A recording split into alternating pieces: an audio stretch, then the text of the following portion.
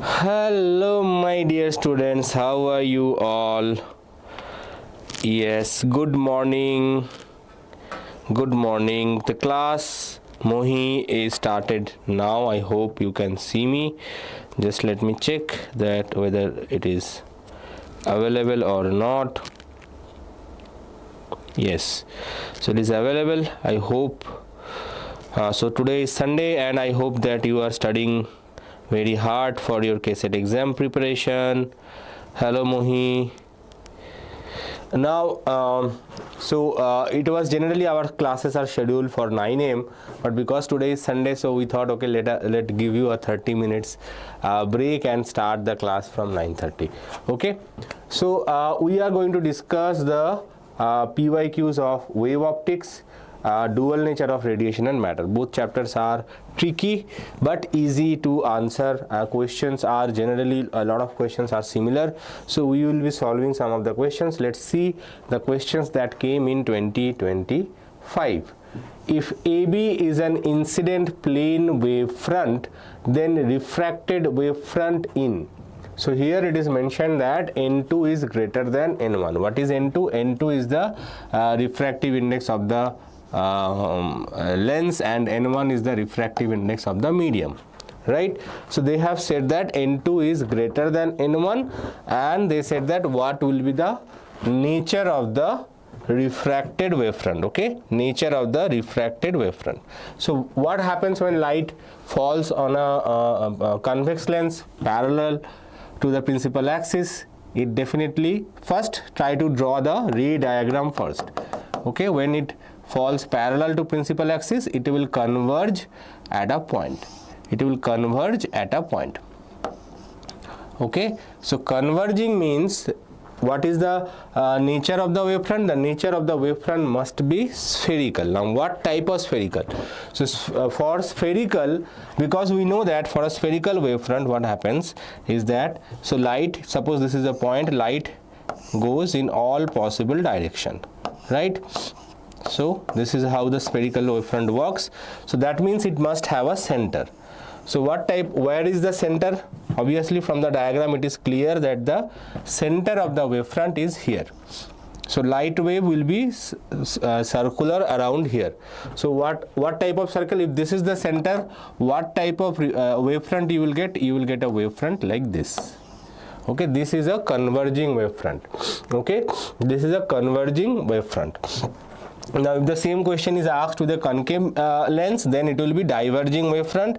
So the wavefront will be for a concave mirror or concave lens, sorry, concave lens. If the same question is asked, what will be the nature of the wavefront, then obviously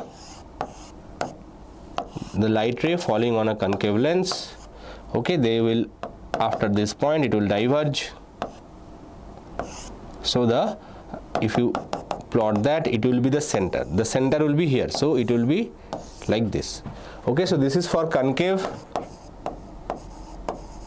just for improving your knowledge. And for this question the correct answer is option D. For this question correct answer is option D. So I have studied for JEE mains, but I don't know about Comet K. I want to score 120 plus in Comet K. Thorax Gaurav, please stop spamming. I will answer your question. So for Comet K, first of all you need to know the pattern. If you are a free student, you don't want to pay anything, you can watch our Comet K 15 series where all physics, chemistry and maths we are solving top most 15 questions. Okay, you will able to understand the pattern of the questions, okay, whether they are difficult or easy. They are not as difficult as JEE mains, but they are not as easy as KCET. If you are aware of the KCET, then it is not as difficult as JEE mains, but it is not as easy as KCET. It is somewhere in between.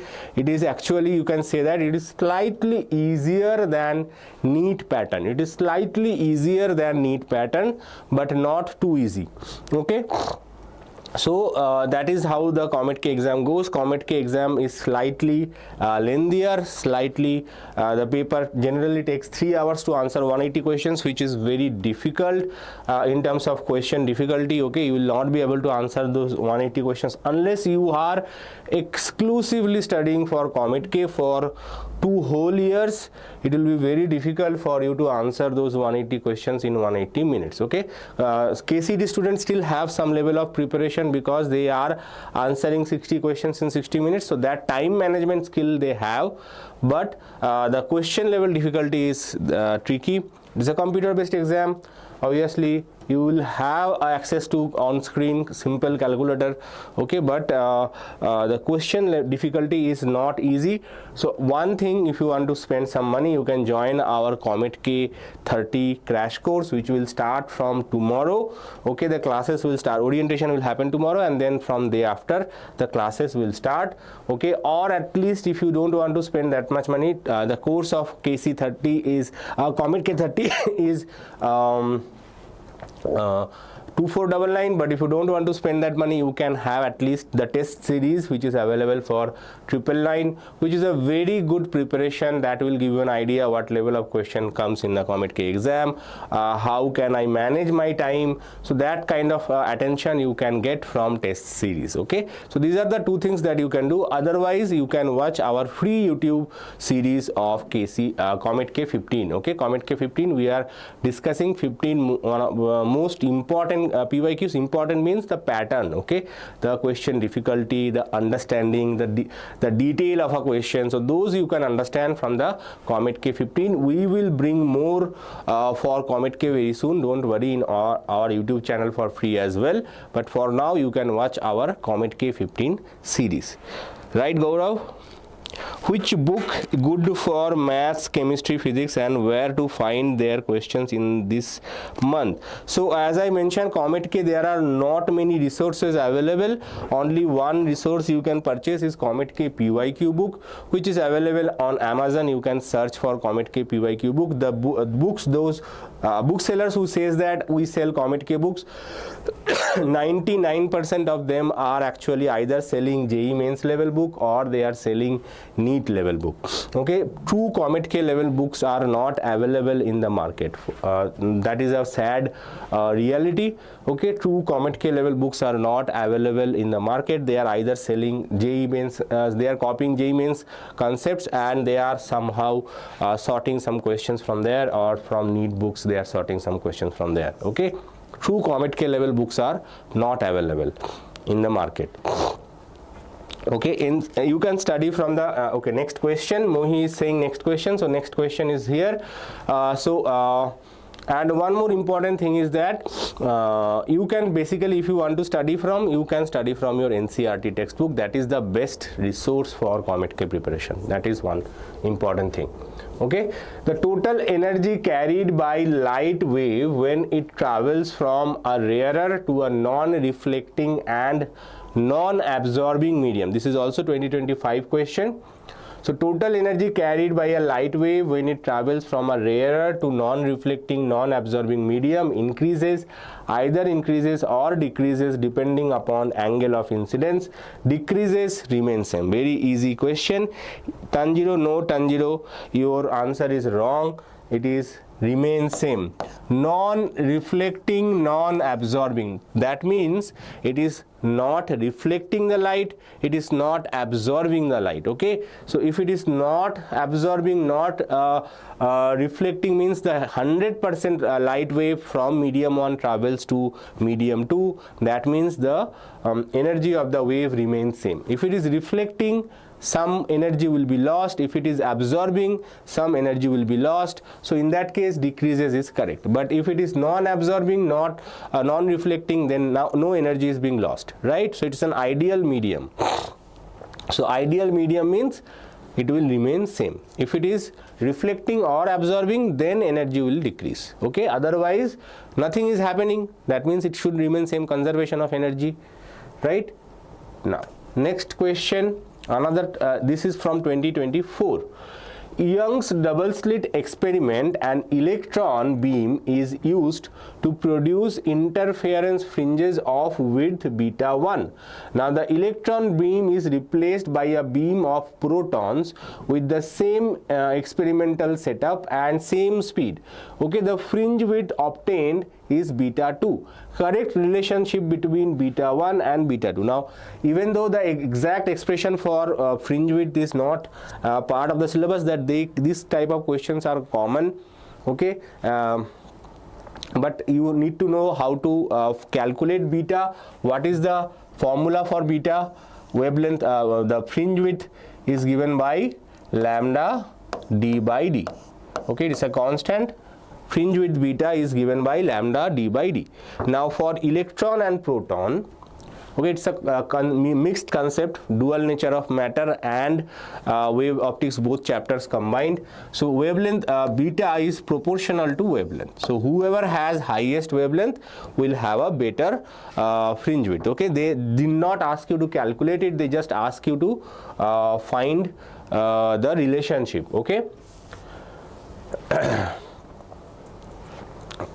Okay, so that means the speed here given is same. Speed here given is same. So what is the wavelength of a moving particle? According to de Broglie, the wavelength is given by h upon p. P is the momentum, h is constant, Planck's constant. So you can write h equals to mv. Okay, so for electron it will be h by mass of electron into v, and for proton it will be h upon mass of proton into v. Okay, so that means who has the higher wavelength? Now we know that mass of electron is 10 to the power of some 4 times smaller than that of the mass of proton. Okay, electrons are much lighter, so that means the wavelength of electron must be very high compared to wavelength of proton. Okay, so you are dividing by a smaller number, here you are dividing by a bigger number, so division by a smaller number gives you a larger value. Okay, so that means wavelength of electron is much larger than that of the proton. Now we know that fringe width is directly proportional to wavelength. Just a second. So that means fringe width of electron must be greater than fringe width of proton. Okay, so beta 1 must be greater than that of beta 2. So beta 1 must be greater than that of beta 2. Okay, so correct option is option D. Sir, I have a question like I have not solved optics, EMI, AC from JEE Mains and my organic chemistry is weak. To where do I will do it? From where you tell me, please help me. Gaurav, you can solve PYQs from these chapters. Okay, you go and buy a PYQ book, okay, which is available on the internet for 400-500 rupees, and mostly it will come very quickly. So you solve the PYQs and you will realize the difficulty of the questions that generally comes in Comet. That is the best resource, and for study you should study from your NCERT textbook. That is the best way. Okay.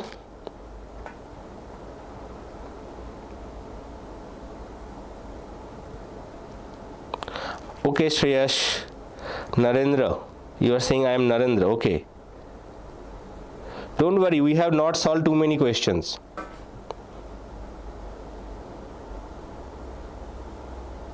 I have not studied from any lecture. That is fine. You have not studied. You can watch our master stroke videos, which are common for Comet K and KCET. Okay, master stroke we have taught in detail in our channel, available for free. Okay, you can check those chapters lectures from those. They are 1.5 hour maximum. You can check that, and once you are done, you can solve the PYQs. Solving the PYQs give you an idea about the difficulty of the question, which is very, very important.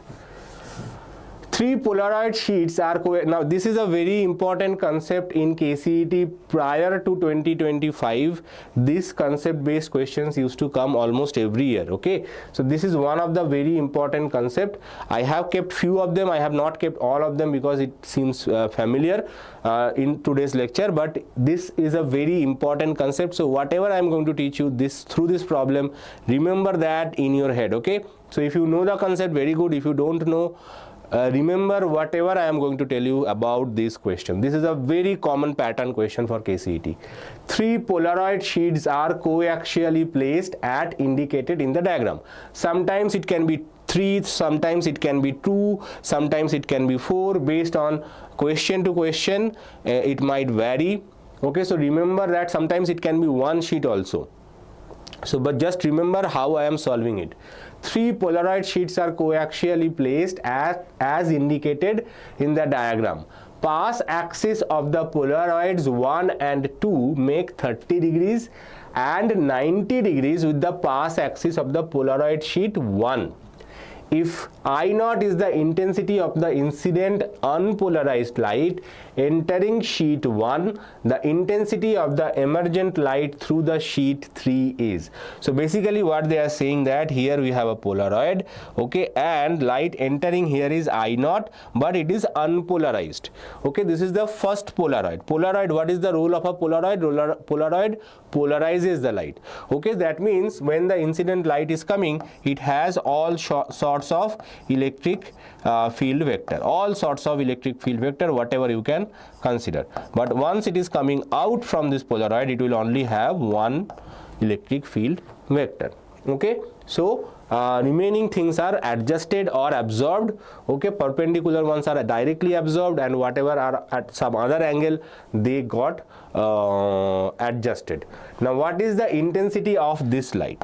Intensity of this light, remember that when only one Polaroid is there, if the light is unpolarized, if the light is unpolarized, listen to me carefully, if the light is unpolarized, if the incident light is falling on a Polaroid, the intensity of light becomes exactly half, always.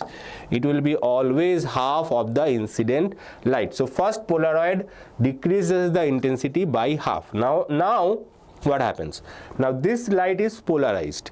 Okay, so polarized light when falls on another Polaroid at an angle theta, then the intensity of light is proportional to cos square theta, right? So that is Malus law. That is Malus law. So let us calculate the intensity I2. What will be the intensity I2? So first one, you can directly say that, okay, only one Polaroid, this is unpolarized light, so the intensity will just be half. Now when the light is polarized, if the polarized light is falling on a Polaroid at an angle theta with the pass axis, then the intensity of the light will be previous intensity into cos square theta. Cos square theta. This is Malus law. This is called Malus law. So I0 by 2 into cos square 30 degree. Angle is given between these two is 30 degrees. Okay, so I0 by 2, okay, into root 3 by 2 whole square. Cos 30 is root 3 by 2. Okay, sin 30 is half. So these values are also very, very important. So you get 3I0 by 8. So root 3 by 2 is 3 by 4. So 3 by 4 you multiply with I0 by 2, you get 3I0 by 8. So this is the intensity of the light when it comes out from the second Polaroid. When it comes out of the second Polaroid. Now we are not satisfied over here, we have to find the light which is coming out of the third Polaroid. Okay, now here the both angles 30 and 90 are given with respect to first Polaroid. Okay, but when we are applying Malus law, the angle between two consecutive Polaroid we have to consider. So this one makes an angle 30 degrees, this one makes an angle 90 degrees. So what is the angle between these two? Angle between these two will be 90 minus 30, that is 60 degrees. Okay, do not by mistake use 90 degree and get an answer 0. That is not right. Okay, so here you have to find the difference between the angles, and your final angle will be 60 degrees. Now again we will apply Malus law. Same law we will apply. There is no other law to apply. So final output, that is I3, will be I2 cos square 60 degrees. Okay, so that means 3 I naught by 2, 3 I naught by 2 into 1 by 2 whole square. 1 by 2 whole square means 1 by 4. There is a small mistake, it will be 8. This will be 8.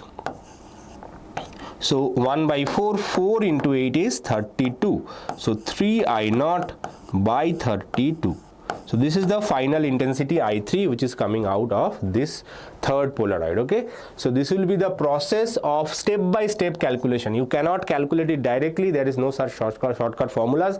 You have to use step-by-step method. So first Polaroid intensity becomes half, second Polaroid cos square theta, third Polaroid again cos square theta, but the angle will be between the two consecutive Polaroids, not with the first one. Okay, angle between two consecutive Polaroids. So this one 30 degree, this one 90 degree. So that means the angle between these two is 90 minus 30, that is 60. That is very, very important to understand. Okay, so this is how you solve Polaroid based questions. I think we have one more question polarized based. We will see that once more, but this is a very, very important concept for KCET. Okay, this question, as I mentioned, is coming almost every year. Did not came in 2025. 2025 the questions, 2 questions came from this chapter are easy, but otherwise this is the most asked concept from this chapter.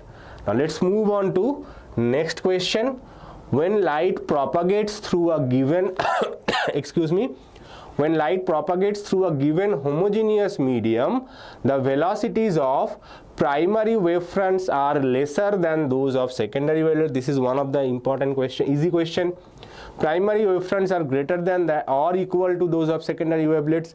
Primary wavefronts and wavelets are equal. Primary wavefronts are larger than those of secondary wavelets. Yes, Kalyan, what is your doubt? Sir, when you will solve KTG and thermodynamics? Kanaya Lal, I think your name. Kanaya, we have already completed KTG and thermodynamics. Okay, it was done last week. Last week, I think some day before, we have already solved all P1 chapters are already solved. KTG and thermodynamics included. Okay, you can go and check that live. Also from my next class, this is my last class of the 15 days challenge. Okay, from I think 9th or 10th we will restart another series where we will be solving new questions which are not from PYQs, some more question practice, and for that again we will be solving all the chapters but in a concentrated manner. Okay, maybe 5-6 chapter together, more number of questions. So that's how we are going to proceed from there on. Okay, so there we will be solving more questions, P1, P2 both included. Okay, but KTG and thermodynamics exclusively from chapter wise PYQs are already solved. You can go and check that out in our previous lives. Okay, repeat 1 and 2. Repeat 1 and 2 means previous question, right? Shreyas Rao or Nandan, what is your name? Nandan, right? Narendra Veer, Mohammad Tarathari. So after 15-day challenge we will do another 15-day challenge. Okay, there we will be solving new questions. New question means obviously PYQs are important. PYQs you need to solve because questions pattern you have to understand. Now based on that pattern, now you have to solve new questions which are not from PYQs. Okay, PYQs you are practicing for a long time. Sometimes you have solved before exam, some you have solved after exam, but you are not going to get the PYQs in the exam. You are going to get fresh questions. So how to excuse me, how to handle those fresh questions, so that we are going to teach. So we will be teaching new fresh questions that will helpful for you to prepare for KCET exam. That is how it is going to go. Okay, 15-day challenge is not over. Remember, this is only in the 15 days we are solving all the PYQs of all subjects, physics, chemistry, maths, bio. So once all the PYQs are over, then we will start with new questions. So new questions were fresh questions out of not from directly from PYQs. So those questions we will be solving. Okay, that will be revealed to you. Again, there are some surprises for all of you. So don't worry, that will be very good preparation for your KCET exam. Okay, so what is the question? Primary wavefront and wavelets are equal. This is a PU level question. PU level question, and it came in KCET 2023. Okay, I think the same question came in 2024 PU1, PU exam, PU2 exam 1. Okay, the same question. Okay, so KCET questions, once it is asked in KCET, they can be asked in PU exam as well. So I think Narendra is asking to explain this part. So first you have to understand that when unpolarized light falls on a polarizer, okay, so 50% of the light gets absorbed by the polarizer. Always 50% of the light gets absorbed by the polarizer. That means remaining 50% is out of the polarizer. Okay, polarizer is like a 50% blocker. Okay, so when light falls on this polarizer, okay, the intensity of light which is coming out of the polarizer is half of the original intensity. So unpolarized light here having intensity I naught.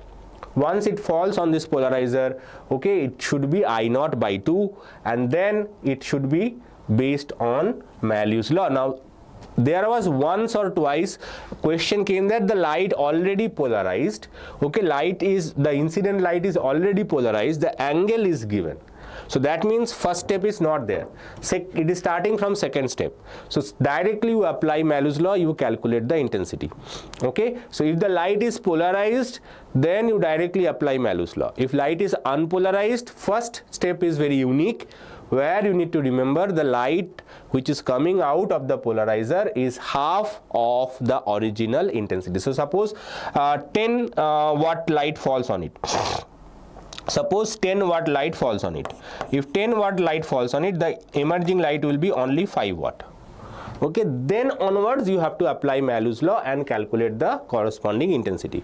Okay, that kind of questions also came where they have given you the values, intensity of light, and they asked what is the final intensity. So that case you have to keep on applying Malus law and find the final intensity. So that is also very, very common type of question. Okay, so when the light is unpolarized, first step it becomes half. Next step onwards, Malus law, which is given by I equals to I naught cos square theta. Okay, I naught means previous one's polarized light. Okay, so that's how you apply Malus law for 2 different steps and calculate. Okay, Narendra, I hope that is clear. Okay, now let's move on to the next question. Okay, before moving on to next question, those who are preparing for KCET and want a structured way of preparation, our KC30 batch which started from 21st of March is now available as at a discounted price of 1,999. So if you really want to prepare for your KCET exam till your KCET exam, we have around 19 to 20 days. So if you want to take advantage of that, then definitely you should join our batch. And it is available at a discounted price of 1,999 only. Okay, here you will get the live doubt classes which are most important, where we will come and solve all of your doubts in live class. Okay, we will also obviously you will going to get the lectures, PYQs, and you are going to get the quizzes. You are going to get 10 full length KCET mock test, which is very, very important for your preparation. So everything is available, all the lectures, everything, okay, is available for 1,999. So if you want to join today, don't wait. Okay, now let's move on to the next question. When a compact disc CD, okay, CD, I don't know how many of you have seen CD.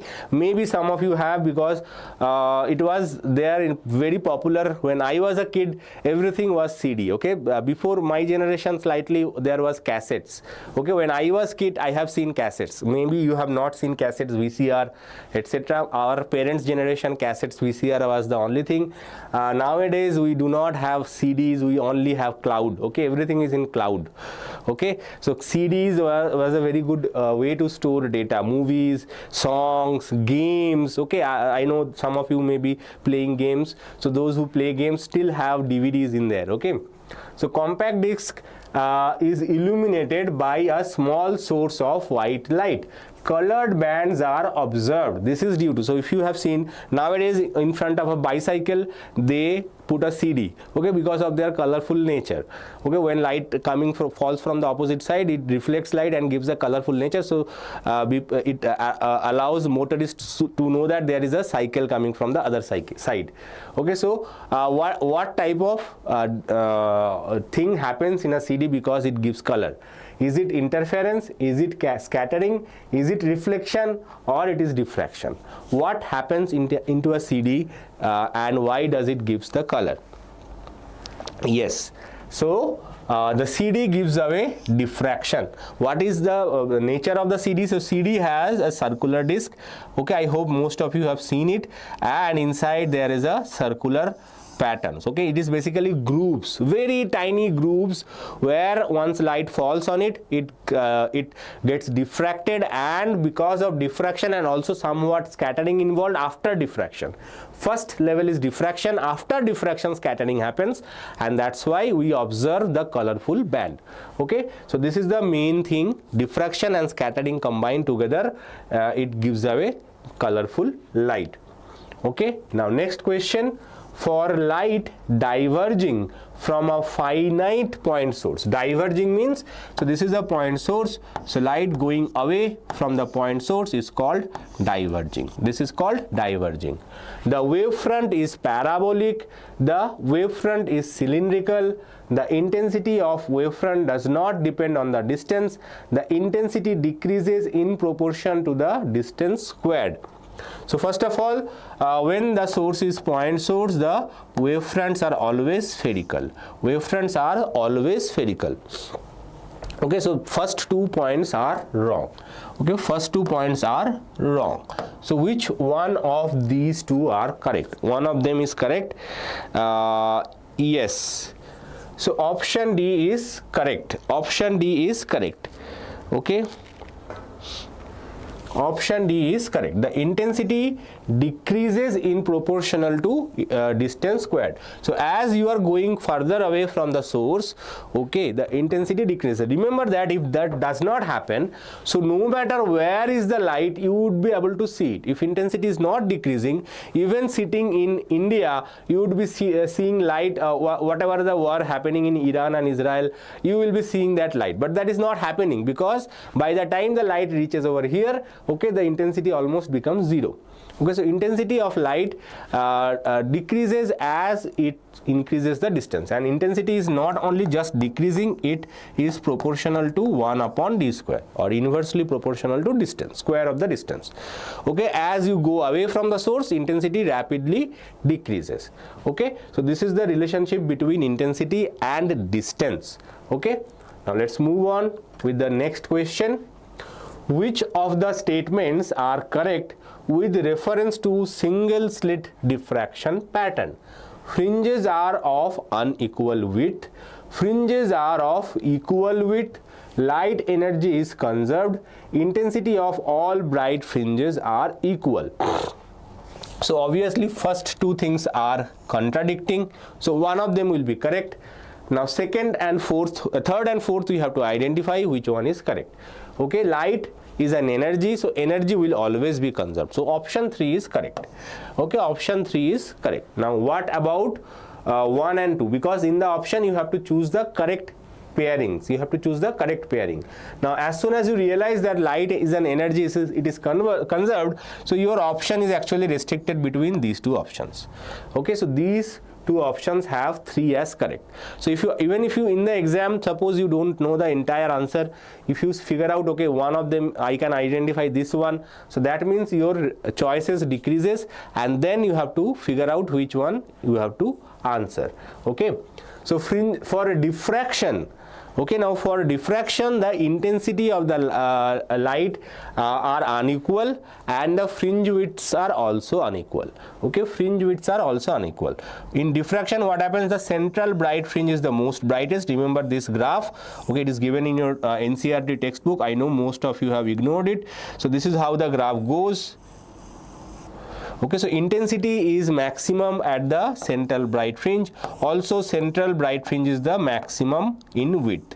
As you go along the next bright fringes, the fringe widths are also decreasing and the brightness is also decreasing. Okay, so central bright fringe is maximum bright, and as you go away, okay, brightness decreases. Okay, so correct answer is 1 and 3. So option A is correct, not option D, option A. Yes, not option D, option A is correct. Bijay, Sanjana, Sudhir, Narendra, ask questions later. Okay, we all have our breakfast, and the time for Uta is not yet. Okay, we had only the tiffin, so Uta is still, we have time for that. Okay, next question. In the Young's double slit experiment, a monochromatic source of wavelength lambda is used. Okay, so in the Young's double slit experiment, monochromatic source of wavelength lambda is used. The intensity of the light passing through each slit is I0. So here we are using monochromatic light. Now it is very important to remember that to observe interference, the light has to be monochromatic. These are the slits. So intensity of light coming from here is I0. Okay, the intensity of light reaching the screen SC, so this is the screen SC, okay, and at a point P, there is a point P. Okay, this distance is given as x, this is x, okay, and the distance between the screen and the plane of the slits is d. Okay, at a distance x from O is given by, so here we have to calculate the intensity of light. We have to calculate the intensity of light. How can we calculate the intensity of light? Now here you cannot use anything because it's interference. Okay, the screen distance is not that high, so this distance variation we will ignore. Okay, how this varies with this distance, but we have to use the intensity of interference. Okay, what happens in interference? So if we can calculate the phase difference, we can calculate the intensity. What is the relationship between intensity and phase difference? So intensity is given by I0, okay, cos square cos 4I0 cos square phi by 2. Okay, this is the intensity of light. This is the intensity of light, cos square phi by 2. Okay, for maximum interference, this cos square phi by 2 becomes 1, and we get 4I0. For minimum intensity, cos phi by 2 becomes 0, and we get 0 intensity. That's how maximum and minimum works. But anywhere between, what will be the intensity? How to calculate that? Now you can guess the answer. If you know this formula, you can guess the answer, but the guessing part is obviously we know, but let us figure out how to find the phase. What is phase and how to find it? Okay, so here we have two sources, S1, S2. This is the screen. Okay, light travels here and they interfere over here. So this angle is called, so if you join this,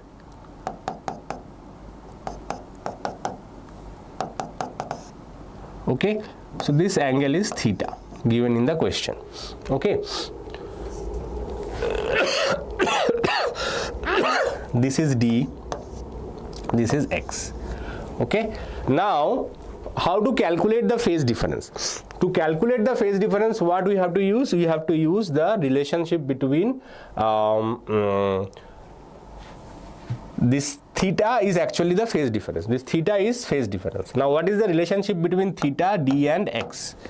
We know that if we have a spherical surface, and the angle is small, okay, this is the radius, this is the arc length, okay, then we can say that S equals to R theta. Okay, this is a relationship between arc length and angle theta. Okay, now here for small distances we can take this as very part of a sphere. Okay, this is a part of the sphere, this is the radius of the sphere, and then we can say that theta is very closely equals to x by d. Theta is very closely equals to x by d. So what we have done, we have taken this as part of a sphere, that is the arc. Okay, the x is our arc and this radius is our d, and we are trying to find theta. So theta is our s by r, that is here x by d. Okay, so this is the relationship for a spherical portion. For interference portions, we generally assume that the distance is such a way that this can be considered as a part of a sphere, even though it's a straight line. Okay, we can take the distance, this distance is small enough and the angle is small enough that you can take this approximation. This is an approximation obviously, and this angle is in radians. This angle is in radians. It is not in degrees, it is in radians. So if you have to convert this angle into degrees. How to convert this into degrees? We know that any angle in degree is equals to 2 pi radian, right? 180 degrees, 2 pi radian. So it will be I have made a mistake.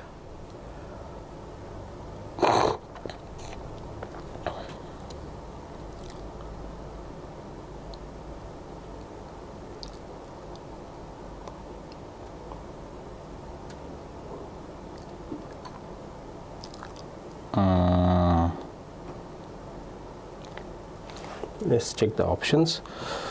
You have to take the wavelength also.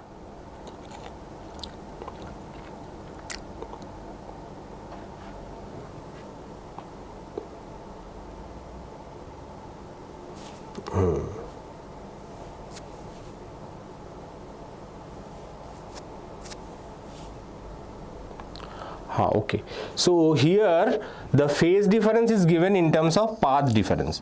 Phase difference is given in terms of path difference. Okay, so that's what we have to find.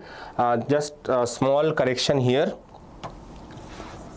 So what is the path difference? Path difference is when you draw the perpendicular between these two. This is the path difference, generally represented by delta x. Okay, delta x is the path difference. We know the theta, this angle theta will be same for this angle as well. This angle and this angle geometrically can be shown. This is also theta. Okay, and this is the slit width, slit distance small d. Okay, so again we will be using the same formula to calculate theta, that is theta equals to delta x by d. Theta equals to delta x by d, which is equals to x by d. Okay, so this is the path difference. Path difference is x d by d. This is the path difference. Now path difference is calculated. Now what is the phase difference? Phase difference is 2 pi by lambda into path difference. Okay, delta x. So it will be 2 pi small dx by lambda d. Okay, 2 pi small dx by lambda d. So 5 by 2 will be pi dx by lambda d. Okay, so this is a slightly tricky question, obviously. So our answer will be in this case pi dx by lambda d, 4 pi cos square theta. Okay, so this will be our answer. Generally, if you want to guess, it's very common that you make a mistake, that you take this 5 by 2 is there, so that is how it should be the answer, but it is actually wrong, because there is a 2 pi over here. Okay, so that 2 cancels. That is how this formula works. Now if you don't know this formula, I recommend you can skip the answer. Okay, this is not super easy question. Okay, in terms of phase difference is given by 2 pi d by lambda d into the distance. This is the formula for phase difference. You can remember this formula, okay, and you can simplify it from there also, but we believe in how to solve the question if you don't know anything. So this is how you should approach that. This angle theta is given by x by d. This is the same angle and path difference between these two ray. Path difference means, suppose this is the ray travel this much path, the second ray travel a little bit longer path, so this is called path difference. So this ray is very close to this point, so this traveling a less distance.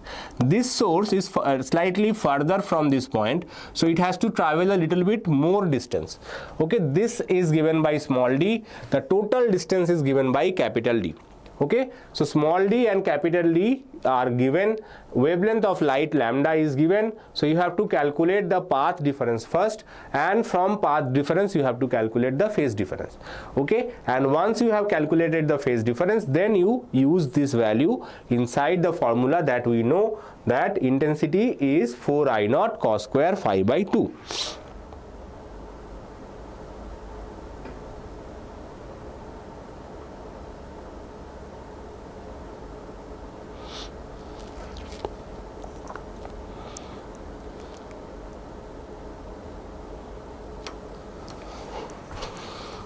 Now next question.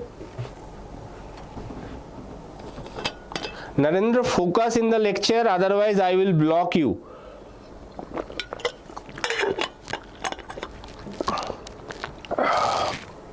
Those who are not interested in the lecture, please, you can discuss your matter in somewhere else, not here, okay? Now next question. Young's double slit experiment, two wavelengths, lambda 1 equals to 780 and lambda 2 equals to 520 nanometer are used to obtain interference fringes. If the bright fringe due to lambda 1 coincides with n plus 1th bright band due to lambda 2, then the value of n is. So the similar question came in your PU final exam and most of you were not able to solve it. So that's why I'll always say that solve PYQs of KCET. Those questions are important for your PU exams as well. So you did not listen to me. This question came in your board exam. The values were slightly different, but similar question was there. Okay, so here it is said that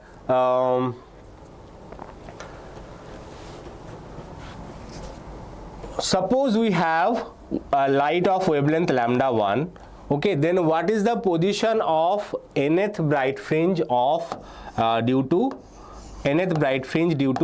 wavelength lambda 1, that is given by n lambda 1 d by small d. Okay, this is the position of nth bright fringe due to wavelength lambda 1. What about n plus 1th bright fringe due to wavelength lambda 2? Okay, it will be n plus 1 lambda 2d by d. Now obviously it says that they are coinciding. Coinciding means both distances must be equal. Both distances must be equal. Very simple formula based problem. Okay, now you need to just compare these two values and simplify. So n lambda 1 d by d equals to n plus 1 lambda 2 d by d. Okay, same setup. So d and d are same, so they will cancel. So we get n into 780 equals to n plus 1 into 520. Now if you see that we have not used nanometer conversion because obviously that will cancel. It is an equation. So if you are writing in an equation like this, you don't need to convert the values because the conversion factor will cancel anyway.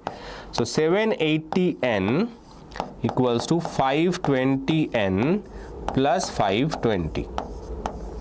Okay, so 780n minus 520 n equals to 520, or it will be 260. 260 n equals to 520, or n equals to 520 by 260, that is obviously 2. So the value of n is 2. So correct answer is option C. Okay, C is correct. Okay, No problem. Now, next question. In a system of two crossed polarizers, it is found that, so this is again the polarizer problem, okay? In a system of two crossed polarizers, it is found that the intensity of the light from the second polarizer is half from that of the first polarizer. The angle between the pass axis is. So here we have two polarizers, one is polarizer P1 and we have another polarizer at some angle theta, and this is polarizer P2.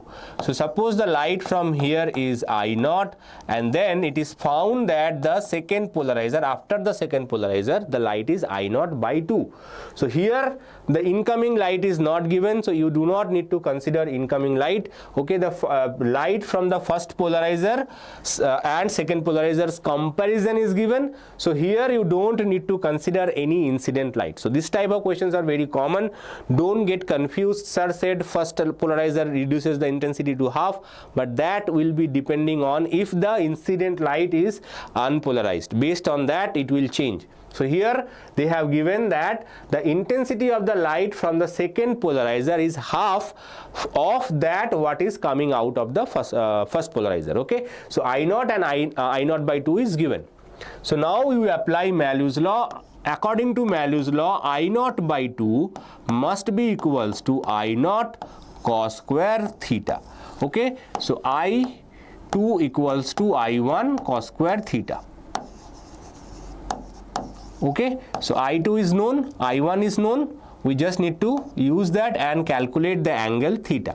So we get cos square theta equals to half, or cos theta equals to 1 by root 2. So that means cos 45 degrees. So theta equals to simply 45 degrees. So correct answer is 45 degrees. Very easy question. So if you understand Malus law, you will be able to answer similar questions. Okay. In Young's double slit experiment, so Young's double slit experiment and Malus law, these are the one of the most asked question from this chapter. In Young's double slit experiment, the source is white light. One slit is covered with red filter, the other with blue filter.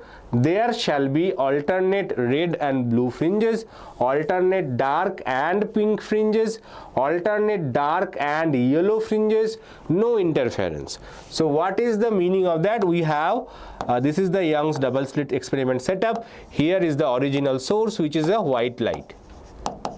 Okay, now light is obviously traveling according to the Huygens principle. This can be considered source number 1, this can be considered source number 2. Here you have applied a red filter, here you have applied a blue filter, right? Blue filter. Okay, now it says that when you observe in the screen, what kind of interference pattern you will observe. Okay, answer this. It's me. Maruti is saying D. Chandana is saying D, Vijay is saying D, Shreyas somehow saying C, it is not correct. Nandini is saying D, yes. So there will be no interference. Why there will be no interference? Because red and blue have different wavelengths. Okay, the wavelength of red is 700, wavelength of blue is around 400. Okay, so red and blue have different interference. The first condition of interference is that the lights must have same wavelength. The lights must have same wavelength. Okay, if they do not have same wavelength, you do not observe any interference. Okay, so interference will not happen because of the different wavelengths. Now next, move on to the next question. To observe diffraction, the size of the obstacle should be lambda by 2, where lambda is the wavelength, should be of the order of the wavelength, has no relation to wavelength, should be much larger than the wavelength. So what is diffraction? If you forget, when light falls on a sharp object, light bends. Okay, instead of traveling in a straight line that we have studied in our rectilinear propagation of light. Okay, rectilinear propagation of light says that light always travel in a straight line no matter what, but when it is a sharp enough, if the edge is sharp enough, okay, the light bends, and this bending is called diffraction. So what should be the size of this edge? Okay, the size of the edge, what should be the size? This is called obstacle. This point is called obstacle.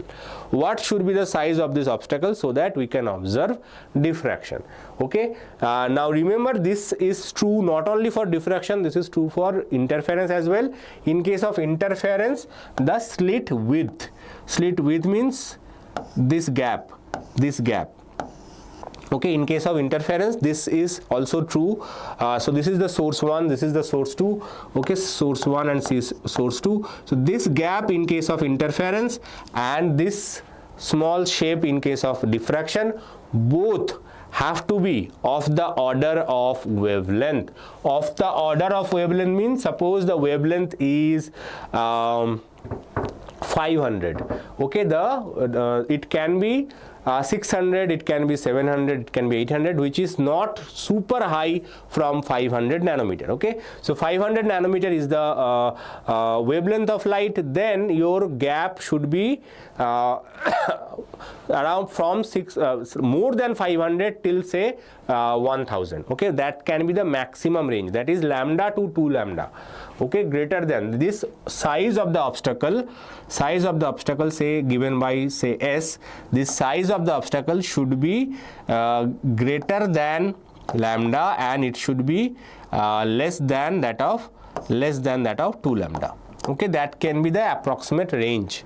Okay, lambda to 2 lambda is the approximate range. Okay, some lights for shorter wavelengths you can even observe for 3-4 wavelengths also, but generally lambda to 2 lambda, that is the order of the wavelength, is the range. Okay, but lambda by 2 is shorter, so that will not give you any diffraction. Okay, so if the size of the obstacle is smaller than that of the wavelength of light, you will not observe any diffraction or interference in the fact. Now another question based on the polarization. Now let's see who can solve this question. A polarized light of intensity I naught, this is a polarized light. So read the question carefully whether it's polarized or unpolarized. Polarized light of intensity I naught is passed through another polarizer whose pass axis makes an angle 60 degree with the pass axis of the former. What is the emergent polarized light from the second polarizer? Okay, what is the intensity of the polarized light from the second polarizer? Who can answer this? Let's see. It's me. Maruti is saying option C.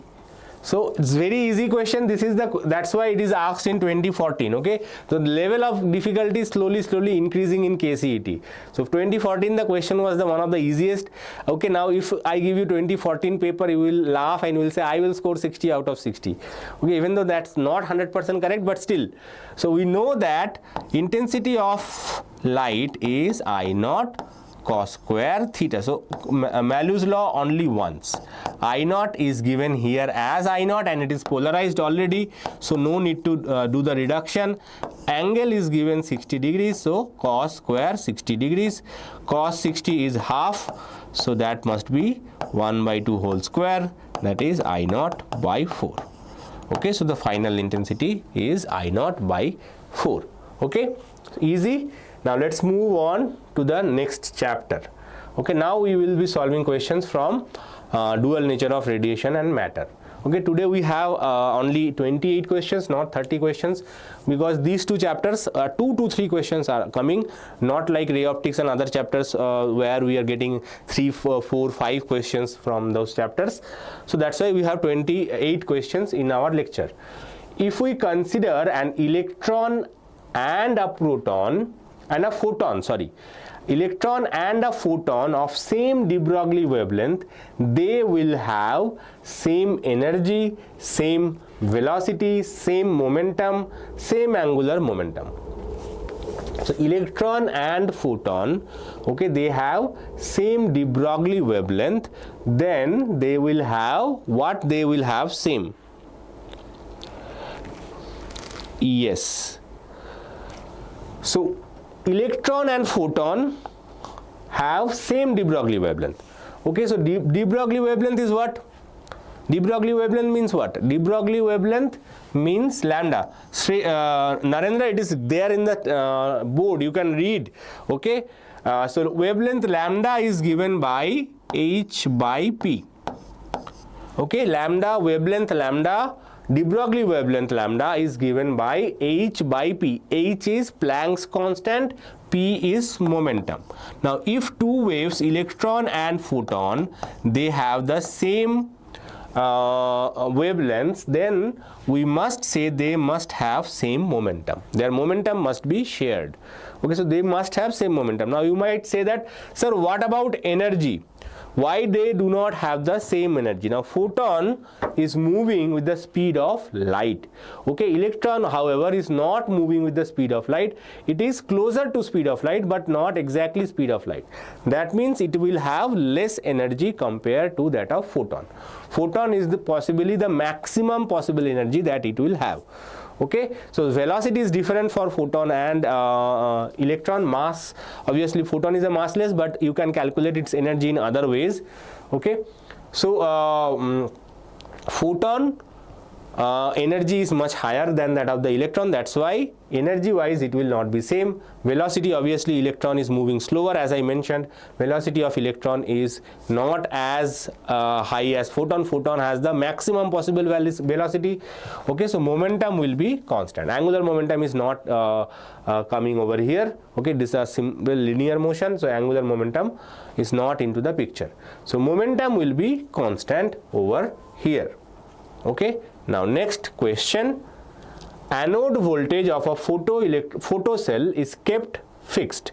Okay, the frequency of the light falling on the cathode is gradually increased. Then the correct graph which shows the variation of the photocurrent with the frequency of the incident light. Now photo cell means is a photoelectric device, okay, where light falls on it and it gives you current. Okay, so photocell is like a solar cell, you can say. Okay, kept fixed, the frequency of light falling on the cathode is gradually increased. So you are increasing the intensity of frequency of light. You are not changing intensity. Intensity is fixed. So the frequency of light is falling on the cathode gradually. Then the correct graph which shows the variation of photocurrent I with the frequency V of the incident. So how does photocurrent I changes with the frequency? Which graph is correct? ABCD, very good. So someone is saying 16D. Frequency is increased, it is not constant.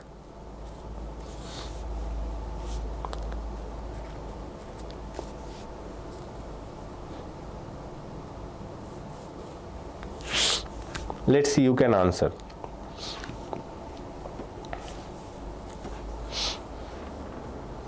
Some is saying C, some is saying D.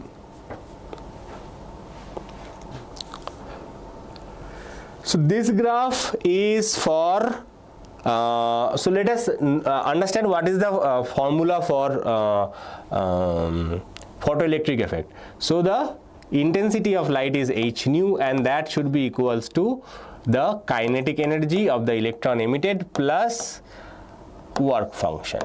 Okay, so if you plot frequency versus kinetic energy, then this will be the graph. Frequency versus kinetic energy, this will be the graph. Okay, and this graph is not current versus frequency. This is stopping potential, but the graph is like this: stopping potential versus current. So that is the graph, not this one. Here intensity of light is constant, so the maximum saturation current will be constant, but it will happen only after a fixed value. Okay, because below this frequency there will be no photoelectric emission. So this is the threshold frequency.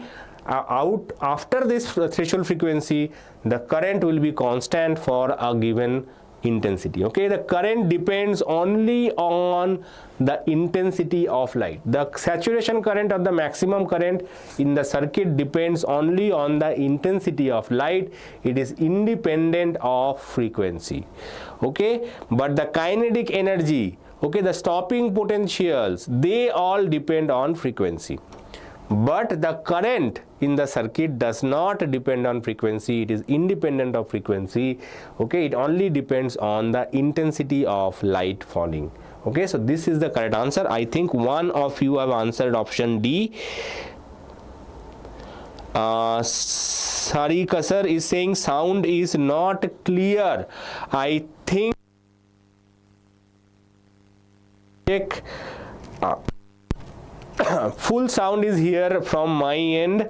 Let me hear once more. Sound is here from my end. Yes, I can hear my sound clearly. So please check your device, Sarika. Please check your sound.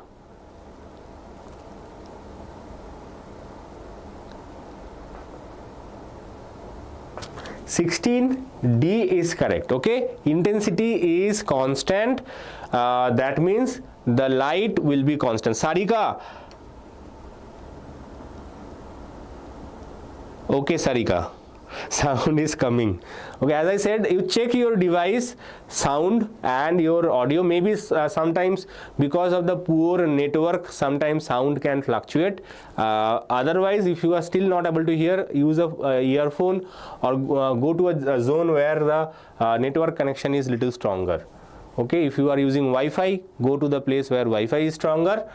Okay, if you are using mobile network, go to a place where mobile network is slightly stronger inside your room.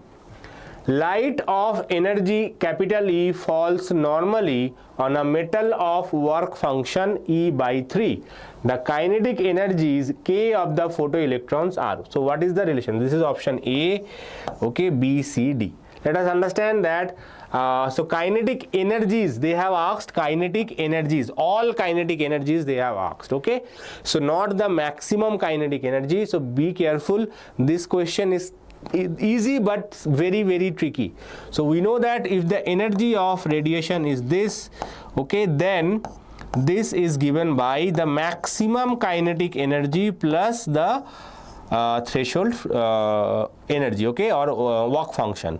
So here energy is given by E, maximum kinetic energy will be Km plus E by 3. So maximum kinetic energy will be E minus E by 3, that is 2 by 3. So this is the maximum energy. So in your exam maximum, in your KCET exam maximum you can score 180. Okay, but you can score less than that also, right? So this is the maximum 180 marks. So this is not correct. This answer is not correct. Do not mark this answer as correct. Okay, it has to be greater than 0. Okay, because obviously the energy is more than that of work function. So electrons are coming. Electrons are coming means it has to be greater than 0, but it has to be less than the maximum kinetic energy. So it has to be greater than 0, and it also has to be less than equals to the maximum kinetic energy. So both places there will be an equal sign. So the electron either just come out of the surface with 0 kinetic energy, or it can come out with the maximum kinetic energy. In between also there will be possible kinetic energies. Kinetic energy is not constant for all the electrons. The maximum kinetic energy is this. This is not a constant value. All electrons will come out with different kinetic energies based on where they are. Okay, so all of you are studying for KCET, but some of you will score very good, some of you will score not so good. Now that depends on how much concentration you are putting in, the situation that you are surrounding in. For example, Narendra is busy talking with girls. Okay, so he is not focused too much in the class. So I don't expect him to do good unless he becomes serious and study. Okay, because we do not have too many days, only 19 days are left, and he is still busy. Okay, now that depends on how much you study. So that this is the maximum marks possible, but you can score 0 marks also. If you don't answer anything, you will score 0 marks also. Okay, or if you get none of the answer is correct, you will get 0 marks, right? The photoelectric work function for photo metal is 2.4 electron volt. Among the 4 wavelengths, the wavelength of light for which photo emission does not take place is. Now this is a question where you can do calculation, you can solve it. Okay, now but I will teach you a shortcut that is very tricky. This kind of questions are also common in KCET. So where they will give you some wavelength and they will say that which will give you highest kinetic energy or which will give you lowest kinetic energy, okay, which will not give you any emission. So that you have to figure it out. So how to do that? Remember that the frequency of light is given by C upon lambda. The frequency of light is given by C upon lambda. That means whoever has highest wavelength, they must have smallest frequency. They will have smallest frequency, and smaller the frequency, less chance of having photoelectric effect. Higher frequency means more photoelectric effect, more photoelectric emission. Okay, so out of all these, the highest wavelength is 700 nanometer, and there is a very small chance that you will get any photoelectric emission from 700 nanometer. Okay, it's a red light. Red light generally does not give photoelectric emissions. Okay, ultraviolet rays 300, 200 are ultraviolet rays. 400 is blue violet rays. Some metals do give photoelectric effect in 400 nanometers. Okay, so remember that you can calculate it. You can calculate the exact threshold frequency for this metal. Okay, but if there is a correct answer, if this there is a possibility that none of the option is correct. Okay, but if there is a correct answer, that would be the highest wavelength. Okay, that would be the highest wavelength. Otherwise, how to solve this? So energy is given in electron volts, so h nu is equal to 2.4. you convert this into joules, then you do this, nu is equal to 2.4 by h. Okay, put the value of h, then from here you calculate C by lambda, that is 2.4 by h.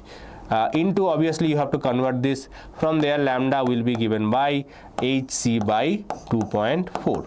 okay, so hc can be written as 1240 divided by 2.4. this is in nanometers. Okay, so hc directly can be converted into nanometer by using this formula. When the this one is electron volt, you can write it as 1240 approximately. This is a way to solve it. Okay, it will give you somewhere around 400 plus. Okay, but obviously, as I mentioned, you don't need to do the calculation. The answer will be highest wavelength. Answer will be highest wavelength. You can do the calculation if you want, but remember, answer will be highest wavelength. Okay, in an experimental study of photoelectric effect, the observed variation of stopping potential with frequency of incident radiation is as shown in the figure. The slope and y-intercept are respectively. Stopping potential versus frequency of radiation is shown here, and they ask you what is the slope of this graph. Okay, slope of this graph means this angle theta and take tan theta. So you have a compass in your hand, you have to measure the angle and then calculate the slope, but unfortunately you are not given a compass. Then how to do it? Okay, so we know that for a photoelectric effect to happen, if the stopping potential is given by V naught, then E into V naught is given by H nu, okay, minus H nu naught. Okay, H nu naught is the work function in terms of threshold frequency is given by nu naught. Okay, so now you take this common, so H nu minus nu naught. Okay, or I think they have asked you, okay, just a second, I don't need to take that because V naught itself is the y-axis. So only thing we need to do is V naught equals to H upon E into nu minus h nu naught by E. Okay. So here, what is the slope of this graph? Slope of this graph is h by E. Slope of this graph is h by E. And what about the y-intercept? Y-intercept means this one.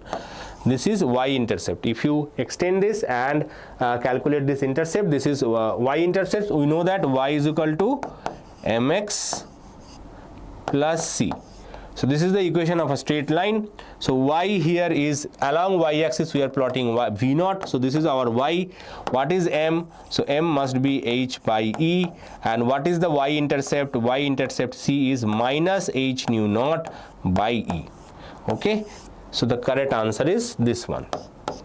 Okay. If you have solved your model question bank given by your board, okay, there are few questions for KCET level as well. So this is one of the question from there. A 60 watt source emits monochromatic light of wavelength 662.5 nanometer. The number of photons emitted per second is. So here it is interesting question. So wavelength of light is given. Wavelength of light is given. It is basically a conservation of energy problem. It is not a dual nature of radiation and matter problem. It is a conservation of energy problem. So wavelength is given as 662.5 nanometer. Now what you have to do? You have to calculate the energy emitted by the light. How to calculate energy? We know that energy emitted by a single photon is given by h nu. Energy emitted by a single photon is given by h nu. Okay, that is h c upon lambda. Okay, h c upon lambda. Now obviously this is the energy of a single photon. This is the energy of a single photon. Now what is the energy? Suppose the number of photons that is being emitted per second is given by capital N. So what is the total energy of the photon? Total energy of the photon is n into E. There is a per second involved, so this is also the power of the light. Okay, so more powerful a light is, it is emitting more number of photons. That's it. So more powerful a light is, it is emitting more number of photons. Okay, so from here we can say that power given here 60 watt SI unit. So you have to convert everything into SI value. So N equals to HC by lambda, or N equals to 60 lambda by H into C. So you have to put all the values and calculate the numbers. 60 into, obviously easy question, but calculation wise slightly tricky. 662.5 nanometer. Nanometer means 10 to the power of minus 9.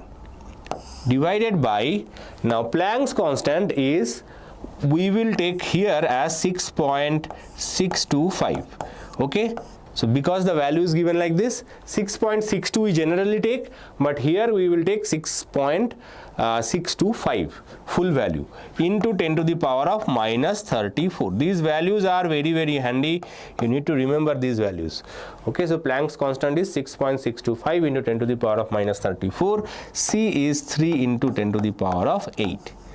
Okay, so now let us simplify. 6.625, 62.5 is 100. Okay, so if you divide this number by this, you will get 100. Okay, 500 divided by 5 is 100.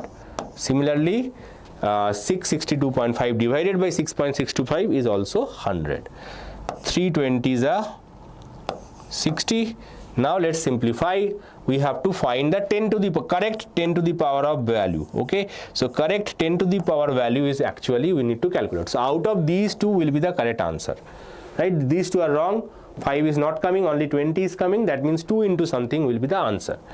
So 10 to the power of, let's calculate the 10 to the power of values. So here we have 10 to the power of plus 2 because of the 100, plus, or not plus, minus 9, minus 9, minus 34 goes up, plus 34, and plus 8 goes up minus 8. So basically 10 to the power calculation problem. Okay, so 34 minus 8, 17. Okay, so these two are 17. 34 minus 17 is 17. 17 plus 2 is 19, and there is one more 0. So 2 into 10 to the power of 20. Okay, so correct answer is 2 into 10 to the power of 20. Just be little patient, calculate this properly. Okay, whatever way you are comfortable. Once you calculate it, just write it down. Okay.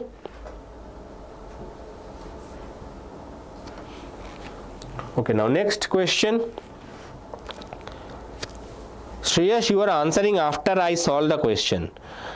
That is not correct, right, Narendra? Right? In photoelectric experiment, if both the intensity and frequency of the incident light are doubled, then the saturation photoelectric current is also doubled, remains constant, becomes 4 times, is halved. Narendra, answer this question first.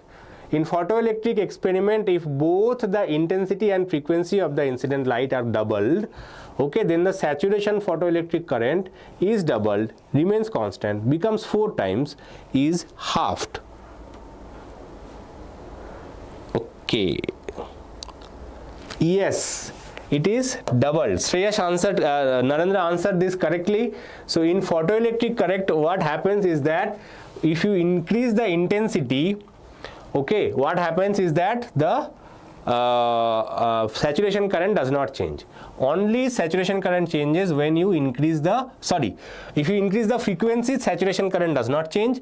If you increase the intensity, saturation current changes. Okay, so saturation current is directly proportional to intensity. It is independent of frequency. Okay, saturation current does not depend on frequency. Saturation current depends only on intensity. Okay. In kinetic energy of the photoelectron increased by 0.52 electron volt when the wavelength of the incident light is changed from 500 nanometer to another wavelength, which is approximately. Okay, so kinetic energy is increased by some value.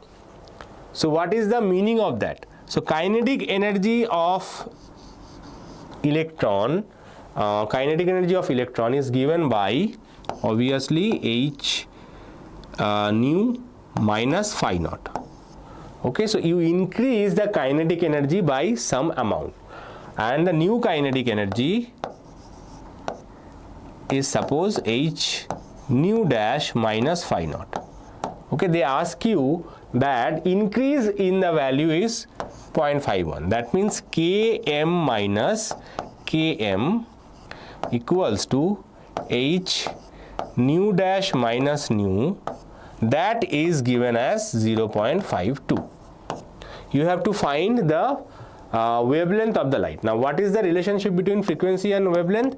It is C upon lambda. So let's put that. So we will put this as h C by lambda dash minus 1 by lambda equals to 0.52. Okay, or HC is common. HC is common, 1 by lambda dash minus lambda is given 500 nanometer.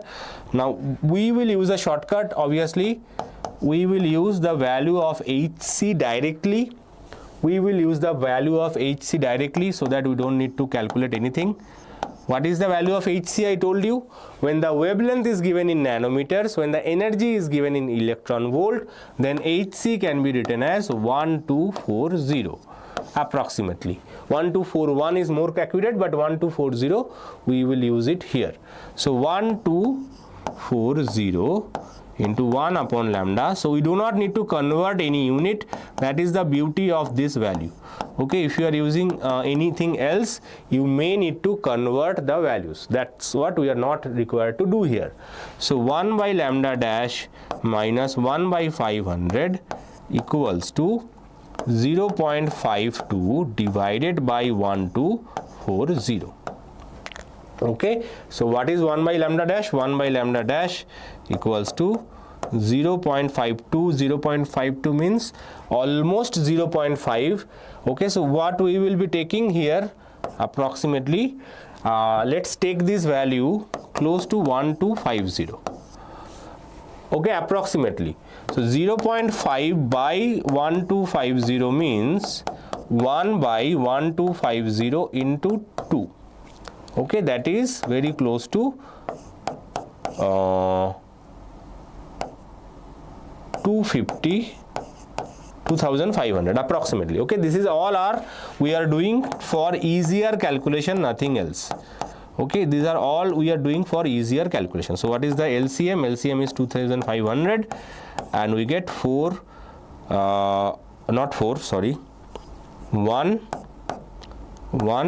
plus 5. Okay, 5 5s are 2500, so we get lambda dash equals to 2500 divided by 6.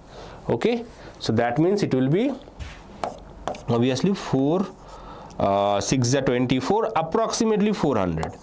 Okay, we are trying to find approximate value because in the question also they have given approximate values, so it will be 400 nanometer.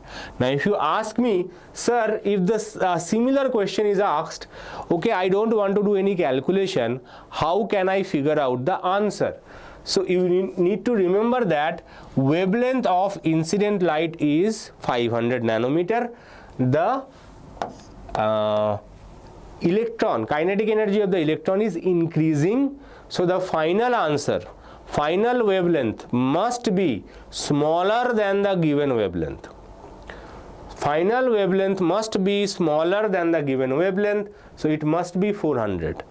So this is a logical answer. But if you see there are 500 suppose in the question 500 is given, in the option 200, 300, 400 is given, in that case you have to solve this way, there is no other way. But if they give you say 500, 600 is given in the question and in the option 1000, 2000, okay, 500 and say 700 is given, then you know that if the kinetic energy is increasing, then wavelength must be smaller, so 600, 500. So that is the logical answer.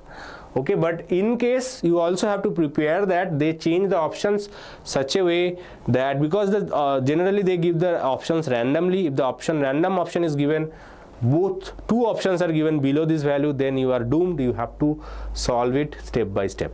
Okay, so this is the step, not difficult, but this is how you should remember it, and whenever possible do approximation according to your requirement. Okay, there is no stopping you. How fast you can do calculation, that also determines your rank. Okay, A is correct. Narendra, no. Good morning, Syed.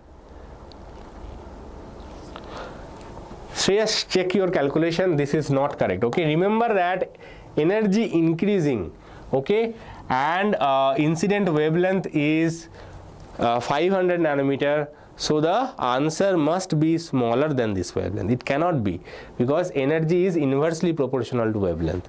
Okay, so if energy increases means incident light will have more energy, that means 400 nanometer is the correct answer.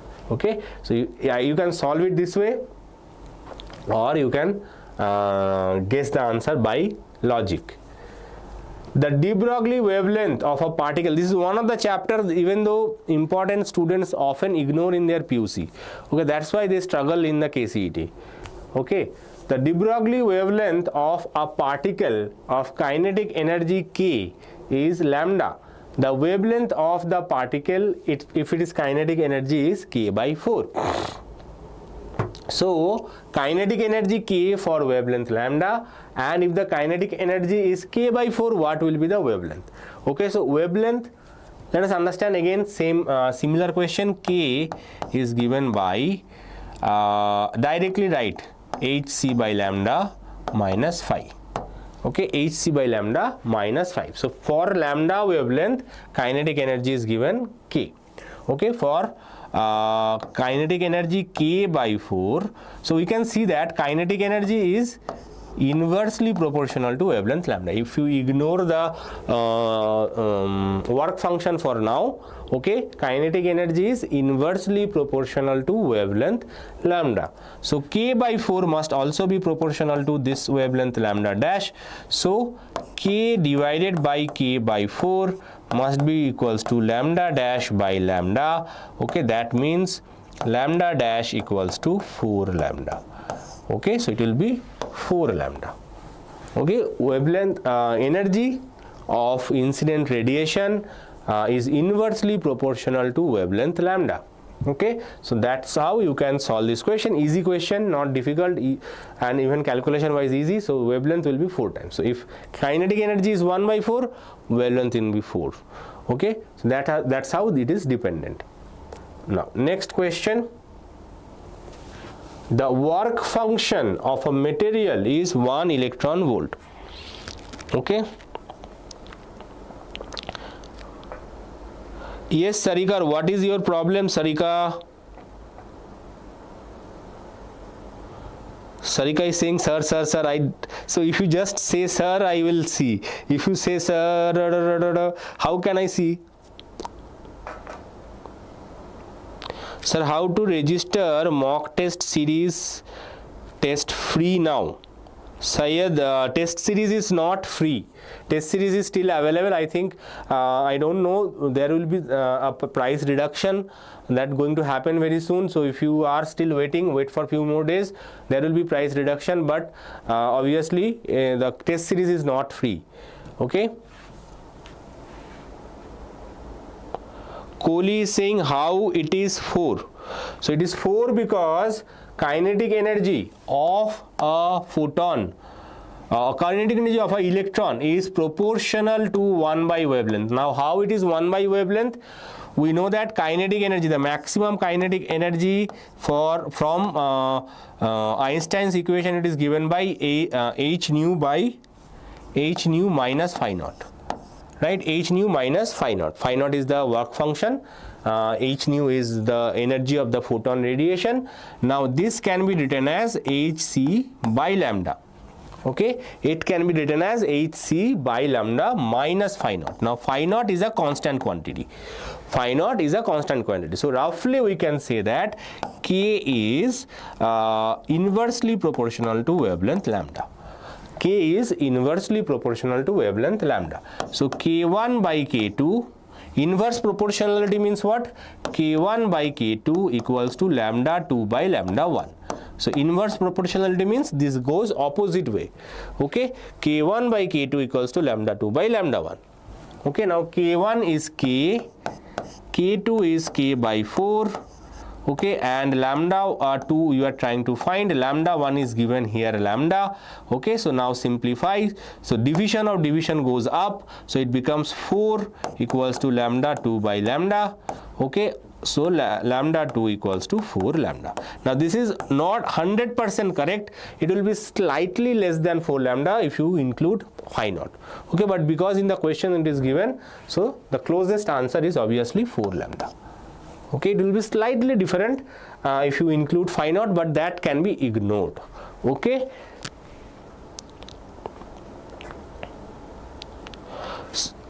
Sir, if we take 1240, what is the answer? Which one? If you take 1240, you can take the 1240 and calculate yourself. Okay, that will take, you need to use a calculator. You need to use a calculator.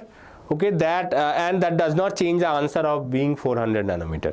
If you take 1240 also, you should get very close to 400 nanometer only. So it is not about accuracy, it is about the speed with which you solve.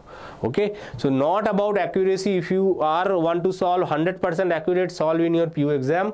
Okay, but if you want speed, then you have to take approximation. Approximations are the way to solve quickly. It's not about accuracy. How accurate my answer is, it is 100.0001. I am getting the answer is given 100, but I after solving accurately I am getting 100.0001. so must be the answer options are wrong, not right, not correct, right? So you don't need to be 100% accurate. What you need is a good guess. Okay, and sometimes solving the question accurately is not required. If you solve the question approximately and take a very good guess, 99% sure, that is sufficient. Okay, work function of a metal is 1 electron volt. I think Sarika was trying to say something, but I did not get any comment from Sarika. She was only saying sir, sir, sir. Duration timing another 15 to 30 minutes I will be closing this lecture. Okay, so don't worry.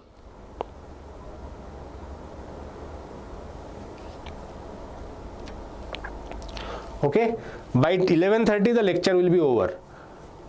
The work function of a metal, I have 5 more questions including this. Work function of a metal is 1 electron volt. Light of wavelength is 3000 angstrom is incident on this metal surface. The velocity of emitted photoelectrons will be. So work function is given, wavelength is given, okay, and they ask you the velocity of photoelectrons. Okay, it's very difficult question. So we need to first of all, work function is 1 eV, okay, and wavelength is 3000 angstrom. This is the old school question. Generally this kind of question generally do not come nowadays. Now what is the energy of the photon? Energy of the photon is hc by lambda. Okay, so hc is 1240 divided by 3000, so 0 cancels, and you get this as approximately 3 into 300 is 100, 3 4s are 12, and 41. Okay, so it will be 0.41 eV. Okay, 0.41 eV.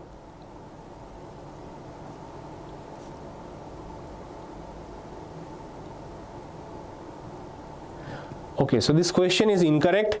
So because the energy of the photon is less than that of the incident photon's energy, okay, there will be no photoelectric emission. I think one of the options should be given as 0. So no photoelectric emission is going to happen.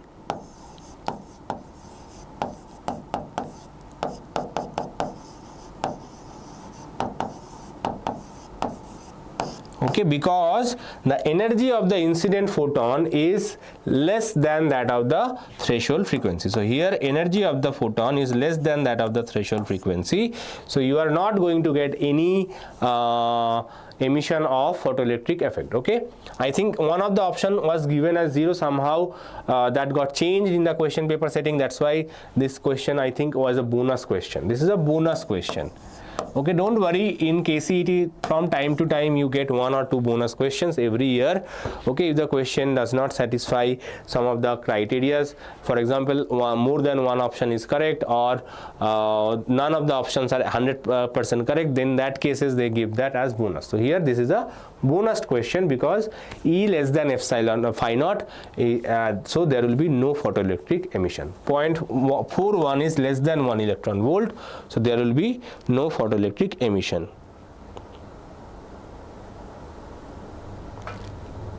Guys, stop your this spamming, Maruti. Sir, after this class, when the class will start? The maths class is in the 4 p.m. evening. After this class is a maths class.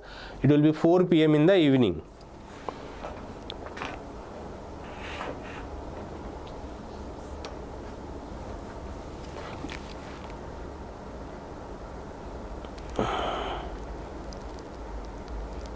Okay.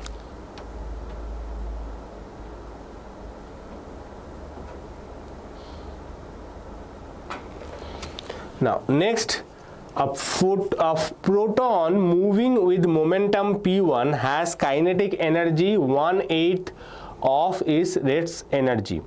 Another light photon having energy equal to kinetic energy of the proton possesses a momentum p2. Then the ratio of p1 minus p2 by p1 is. So proton moving with a momentum p1 has a kinetic energy 1/8 of its rest mass energy. Okay. Another light photon having energy equal to kinetic energy of the proton possesses a momentum p2. Very interesting question. So first of all, what is the rest mass energy of proton? So rest mass energy of a proton, okay, is given by mc square. What is the meaning of rest mass energy? Rest mass energy is the, if you convert the mass into energy according to Einstein's mass energy principle, then that is called rest mass energy. Rest mass energy is mc square. That means it is at rest, but you can still convert it in energy according to Einstein's mass energy principle. This is called rest mass energy. Now the momentum of the proton is given here p1, and kinetic energy is 1/8 of the rest mass energy. Kinetic energy is 1/8 of rest mass energy. Okay, and its momentum is given by p1. So what is the relationship between momentum and kinetic energy?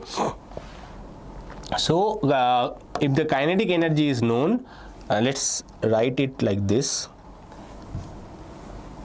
kinetic energy of proton. So now we know that kinetic energy of a proton is given. So the kinetic the momentum will be given by 2m kp. Okay, this is the formula for calculating the momentum p2. So momentum p2 will be square root of 2 into m into mc square. Okay, mc square is the kinetic energy, and divided by 8. Why 8? Because this is given here. This is given 1/8. Obviously you have to calculate that. So now it will be m square c square by 4 square root. Easy question, but slightly not so easy as well. So p1 is coming out to be mc by 2. Now it says that another light photon, so it is a photon.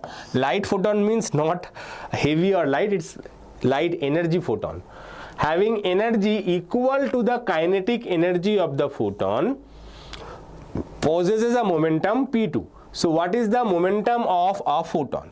Momentum of a photon is given by, obviously we know that energy of a photon is h nu. Energy of photon is h nu. Okay, energy of a photon is h nu, which is h c by lambda. h c by lambda. Now h upon lambda is what? H upon lambda is momentum. According to de Broglie principle, h by lambda is momentum. So for a photon we can say that P into C, momentum into speed of light, is given by 1/8 of the rest mass energy of photon. Okay, rest mass energy of the proton. So 1/8 of mc square. So this is the momentum of a photon. For a photon, momentum is given by P into C. P into C is kinetic energy. So from here we can calculate the momentum of the photon. Okay, say P2, this is P1. Okay, P2 is given by 1/8 of m into C. So now you have to find the ratio of P1 and P2. So P1 by P2 equals to mc by 2 by mc by 8. So it will be 8 by 2, that is 4. So the value is 4. Now this is P2. Now the answer is not over yet. We have to find P1 minus P2 by P1. Okay.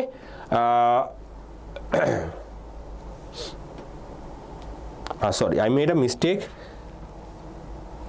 We have to calculate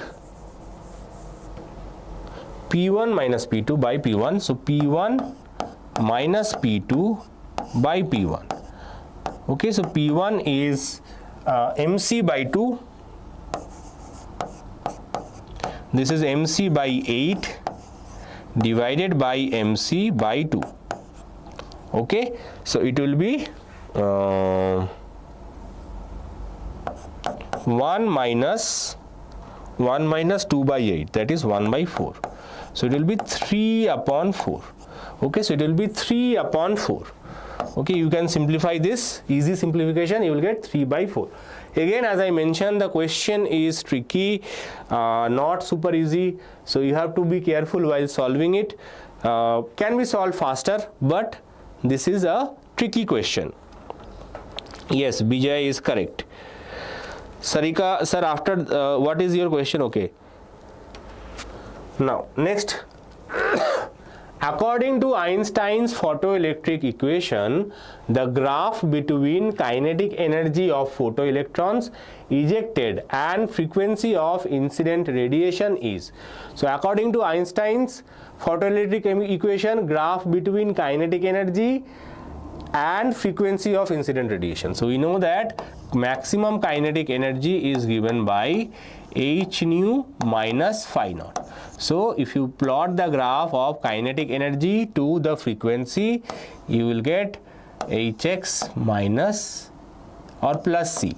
So, the graph will be a straight line and this will be like this. Okay, the graph is, this is the frequency, this is the kinetic energy, this is the intersect.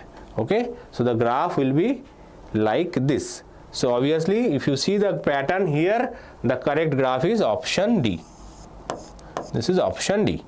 Okay, kinetic, actually you will not get intersection over here because you have to, this is not real, energy will not possible over here, but you will get the intersection. Intersection is not real, it is dotted line. Okay, why not real? Because intensity after certain frequency only you will start getting the photoelectric emission. So this is not a real line, this is just a dotted line. Okay, this is the equation of the straight line. So this is the correct answer. Now next. Yes, correct. Next question. Who can answer this? In the following graph represents the variation of photocurrent with anode potential for a metal surface. Here I1, I2 and I3 represents intensities and nu1, nu2 and nu3 represent frequency of curves 1, 2 and 3 respectively. Okay, so here we have two curves 1, 2 and 3. Okay, I1, I2, I3 are intensities and nu1, nu2, nu3 are frequencies. So before figuring out what is what, let us look into the graph itself. So if you see that in the graph, what happens here is, so these two have same cutoff frequency. These two have same cutoff stopping potential, right? So that means these two must be having same frequency. Same frequency means same stopping potential. So nu1 must be equals to nu2. Okay, now if you see these two, 3 and 2, they have same saturation current. Same saturation current. That means I3 must be equals to I2. Okay, I3 must be equals to I2 and I1 having a less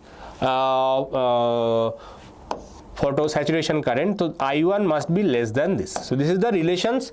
Now let us go and check the options. So nu1 equals to nu2. So this is the correct answer. I1 equals to I2. I1 and I2 are not equal. So this statement is wrong. Okay, nu1 equals to nu2 and I1 not equals to I2. So I1 is not equals to I2. So this is a correct statement. In these cases they have given wrong, these options are wrong. Okay, nu2 and nu3 are not equal. Nu2 and nu3 are not equal. So for frequency to be equal, the stopping potential must be equal. For intensity to be equal, the current, saturation current must be equal. So that is the condition. Okay, so here basically we have two different intensities, but the saturation current is more. Okay, and more the stopping potential, more is the frequency. So nu3 is actually, nu3 is greater than both nu1 and nu2. Okay, so this is the relation. Sometimes maybe same question is asked, but they give you greater than less than condition like this, and you think, sir, I have only solved which are equal. I do not know which one is greater or less. So for that you have to figure it out that more the stopping potential, more is the frequency. Okay, more the saturation current, more is the intensity. Right? Now last question of the day. An electron is moving with initial velocity v equals to v naught I cap and is in a uniform magnetic field B equals to B naught J cap. Then its de Broglie wavelength is, electron velocity is given, okay, and is uniform magnetic field is given. Then very interesting question combining moving charges and magnetism along with de Broglie, along with matter and dual nature of matter. Okay, so what will happen to, let's see who can answer this question. Okay, answer this question. Shreyash, Narendra, question number 28. We are answering 28 and you are answering 24. Sir, KCET exam, BSc Agriculture, PCB, C8 marks, okay na, or PCM marks, Beka sir, please. So in agriculture, it can be PCB or it can be PCMB, both combination. Okay, I don't think it is PCM. Okay, you can either choose PCB or you can choose PCMB. Okay, check with your once you have filled the form, no, you will get the admit card based on your BSc Agriculture. But if you are applying in general quota for BSc Agriculture, then it is very difficult for you to get the seat, because there is a heavy amount of reservation for agriculturalist quota, where your parents or your family members, direct family members, okay, that means your grandfather or your grandparents, okay, or your father, okay, are directly involved in agricultural system. That means you need to get a certificate from required agency. Okay, if you have that, then you get a quota, but there you have to appear for a interview. Okay, there they will ask you a practical test. They call it practical test. There they will ask you what is the name of this cow, what is the name of this crop, okay, what is the name of this flower. This kind of questions they will ask. Okay, I was involved with this one few years back. Okay, I don't exactly have the idea, but so this kind of questions they will ask, and based on that practical result, 50% weightage is there for that interview process only. Okay, they call it a practical exam, practical test, but that is for only agricultural students. Okay, and the number of seats are less. The most seats are given for agriculturalist background students, and if you are appearing from general quota seats, there the competition is very high. So that you have to remember.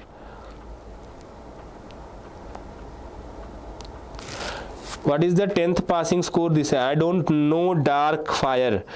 You can ask our class 10 teachers. They are teaching in class 10th. Okay, you can ask them. Murtaza sir, Ekta ma'am was teaching in class 10 now, but she shifted to our channel, so she is no longer teaching in class 10th either. So you can go to our class 10th channel where Murtaza sir, you may not know Murtaza sir, but you have seen Aditi ma'am.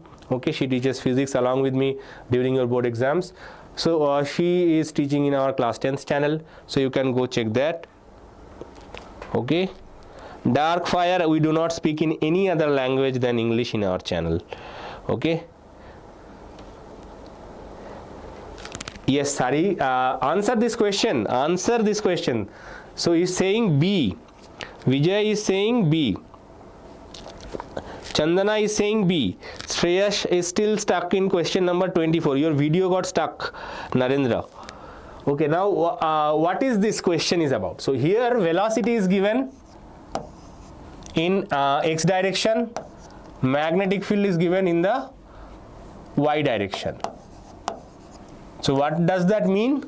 What is the angle? angle is 90 degrees. So velocity, angle between velocity and magnetic field is 90 degrees.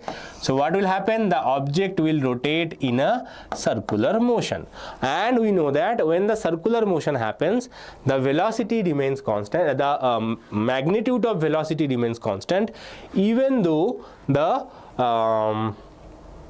direction changes. Okay, so magnitude of velocity remains constant means magnitude of momentum should also remain constant. Okay, even though the direction is changing, momentum is changing, but the magnitude of momentum remains constant. So if magnitude of the momentum remains constant, then the wavelength is given by h by p. Here vector form is not considered, only the magnitude or the value is considered. So this remains constant. This remains constant. Very easy concept. Only thing that you need to understand that magnetic field and velocity vector both are perpendicular. That means obviously the velocity remains constant, and if velocity remains constant, the de Broglie wavelength will also remain constant magnitude wise.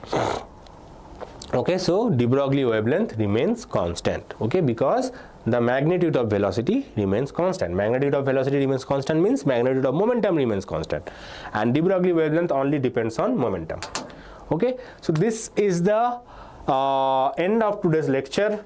And obviously I request you, if you have not joined our WhatsApp channel, join the WhatsApp channel. This PDF will be available there.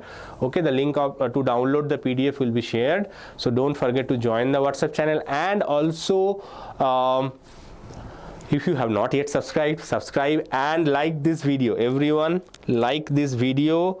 Okay, I do not see too many likes here, so stop the chat now and like this video. Sir, say important chapters of first PU. Chandana, there is a lecture I did yesterday. Okay, there is an 18-minute lecture. Okay, the just went live yesterday. Check that 1 month 20-day strategy of KCET. Okay, there I have discussed all important chapters PU2 and PU1. All important chapters I have discussed there. Okay, just check that out. If you don't want to watch the entire video, just scroll it down. It is around 5 to 7 minutes after, you will get the all important chapters list. Okay, I have said that multiple times in my live lectures also. So many of the students are asking, sir, important chapters. So that's what I have done in yesterday's lecture. Go and check that out. Okay, all important chapters, PU1, PU2, how you should study, everything is discussed. So if you have not watched that lecture, go check that lecture in 2x speed if you do not have time. And then also comment in that lecture that, sir, I have seen it. Okay, thank you for watching, everyone. I will be closing this chat, and obviously we will be back tomorrow afternoon. Tomorrow 5 o'clock I have another live, okay, where I will be discussing atoms, nuclei and semiconductors. Okay, these 3 chapters, remaining 3 chapters. So our 15-day challenge for physics will be over, and then we will proceed towards the next target. Okay, first target is over, next target is coming very, very soon. Okay, so if you have not yet subscribed, don't forget to subscribe and like this video. See you in tomorrow.